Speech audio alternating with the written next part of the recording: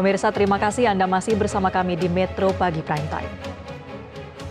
Di tengah berbagai ujian yang dihadapi, pasangan Amin terus melaju dan tak gentar menghadapinya. Banyak keraguan muncul bahwasannya Amin tidak akan sampai ke tahap pendaftaran Capres-Cawapres. Namun dengan mendaftarnya Amin ke KPU Kamis lalu, seolah menjawab berbagai keraguan publik dan membuktikan mereka siap untuk berkontestasi di Pilpres 2024.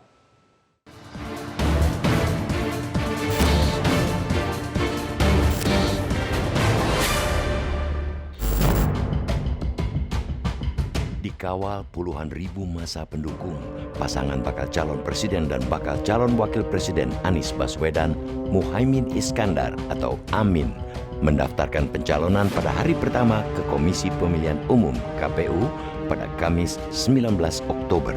Pasangan yang didukung Partai Nasdem, Partai Kebangkitan Bangsa dan Partai Keadilan Sejahtera ini berhasil meyakinkan publik bahwa merekalah partai yang paling siap untuk mengikuti kontestasi pemilihan presiden 2024. Padahal sebelumnya pasangan Amin disebut-sebut bakal gagal mendaftar karena terganjal kasus hukum. Bahkan seorang peneliti survei berani bertaruh mobil mewah bahwa Anies Baswedan pasca deklarasi oleh Partai Nasdem tidak bakal dapat tiket pencapresan karena berdasarkan kalkulasi politik, hukum, dan sebagainya. Bagi pasangan Amin, jalan menuju kontestasi tidak mudah. Perjalanan penuh kelok dan onak-duri dilampaui hingga masa pendaftaran ke KPU. Mulai kasus hukum di Komisi Pemberantasan Korupsi, baik Anies Baswedan ataupun Muhaimin Iskandar diperiksa dalam kasus yang diduga terkait pada jabatan sebelumnya, yakni Gubernur DKI dan Menteri Ketenagakerjaan dan Transmigrasi. Tak hanya itu, penghadangan masa sosialisasi Amin pun banyak menghadapi kendala.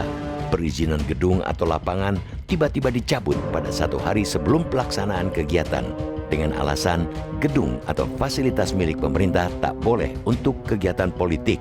Padahal relawan baca pres lain boleh menggunakan seperti di Bandung, Bekasi, dan daerah lainnya. Penghadangan terhadap Amin juga tak kalah maraknya di media sosial. Dengan berbagai meme, Anies Baswedan disebutkan sebagai bapak politik identitas, koruptor, dan sebagainya. Namun berbagai penghadangan itu tak menyurutkan masyarakat untuk mendukung kegiatan yang dilakukan Amin. Seperti di Makassar, Malang, dan Sidoarjo. Justru jutaan orang tumpah ruah bersama Amin. Berbagai penghadangan itu terasa aneh jika dilihat dari hasil survei di hampir semua lembaga yang menempatkan Amin pada posisi buncit, seolah ada yang ditakutkan dengan pasangan tersebut. Seiring dengan kontestasi yang bakal sengit, terlebih Presiden Joko Widodo menegaskan akan cawe-cawe untuk menentukan penggantinya demi melanjutkan program kerja pemerintahannya, tentu tidak mudah bagi Amin untuk melenggang.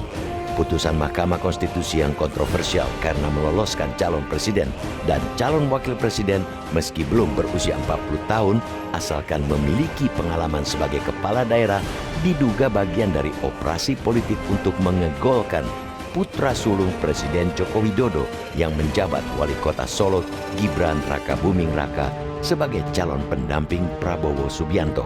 Kini setelah Amin dan pasangan Ganjar Pranowo Mahfud MD mendaftar ke KPU, tinggal baca pres Prabowo Subianto masih galau untuk mencari pendampingnya. Meski Menteri BUMN Erick Thohir dan Ketua Umum Partai Bulan Bintang Yusril Iza Mahendra telah menyiapkan segala persyaratan untuk mendaftar, nama Gibran tetap menguat, bahkan makin menguat sebagai baca pres Prabowo.